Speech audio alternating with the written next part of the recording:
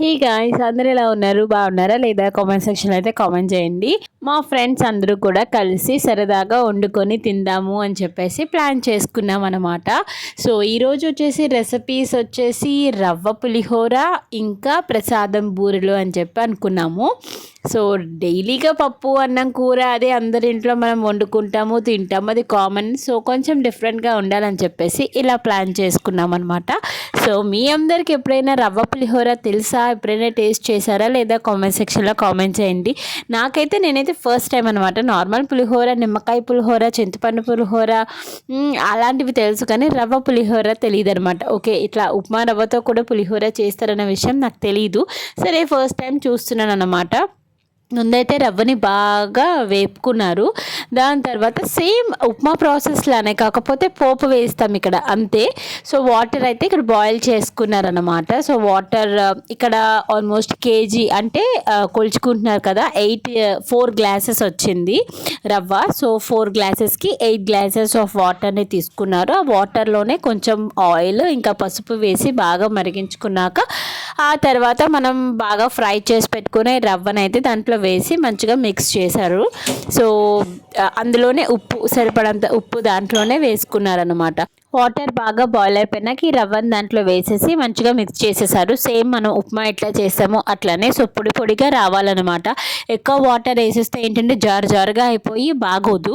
So రవ్వ పులిహోర అంటే అది పొడి పొడిగా రావాలి. సో ఇట్లా టచ్ అయ్యగానే మనకి పొడి పొడిగా తగులుతుంది. సో అందుకని వాటర్ కొంచెం తక్కువ వేసుకుంటేనే బెటర్. దీని తర్వాత మనం చింతపండుని అయితే నానబెట్టుకోవాలి.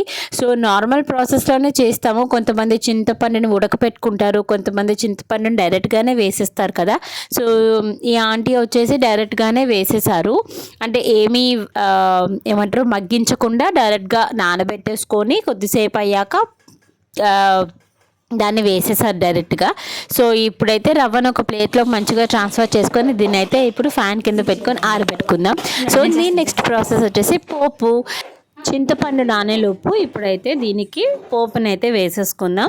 సో నార్మల్గానే మనం పులిహోర పోపు ఎలా వేసుకుంటామో సేమ్ అలానే అనమాట. ఆయిల్, దాని తర్వాత కొంచెం జీలకర్ర, మినప్పప్పు, ఆవాలు, శనగపప్పు, ఇంకా అలానే పల్లీలు ఇవన్నీ బాగా వేయించుకున్నాక కొద్దిగా ఆవాలు వేసుకున్నారు.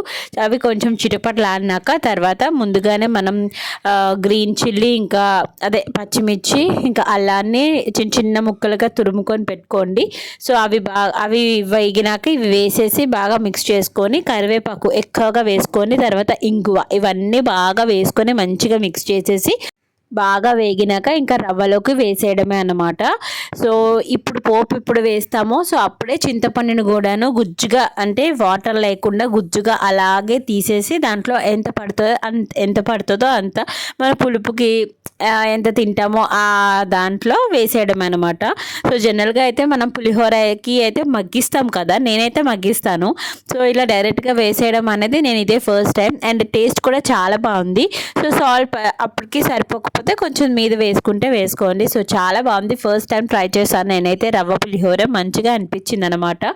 సో ఇది మంచిగా ఇంకా పోపు వేసేసినాక బాగా మిక్స్ చేసేసుకోవడమే. చింతమంట మొగ్గలు వేసేసి ఆ వేడి పోపులు వేసి కలిపడమే. మగ్గించడాలు అవి ఏం లేవు. ఇట్లా ఫ్రెండ్స్ అందరితోటి కలిసిమెలిసి ఇలా ఎప్పుడైనా ఒకసారైనా ప్లాన్ చేసుకొని అందరూ కలిసి ఇట్లా తింటే చాలా బాగా అనిపిస్తుంది. సో దీని తర్వాత మా రెసిపీ వచ్చేసి ప్రసాదం బూరెలు. పూర్ణం బూరెలు అవి నార్మల్గా ఎప్పటికప్పుడు మనం వినాయక చవితిలోకి, వరలక్ష్మి వ్రతాలకు చేసుకుంటాం, కానీ ప్రసాదం బూరెలు చేసుకోం కదా. సో తినాలనిపించింది అని చెప్పేసి ప్రసాదం బూరెలు అయితే చేసుకున్నాము. సో అది కూడా చాలా బాగా వచ్చాయి. అదైతే నెక్స్ట్ వీడియోలో అప్లోడ్ చేస్తాను, ఆ రెసిపీని ఎట్లా చేసుకున్నామో ఏంటి అని చెప్పేసి. ఓకేనా? సో మీరందరూ మీ ఫ్రెండ్స్ అందరూ కూడా ఇలా ఎప్పుడైనా ప్లాన్ చేసుకుంటారా లేదా అన్నదైతే కామెంట్ సెక్షన్లో అయితే కామెంట్ చేయండి.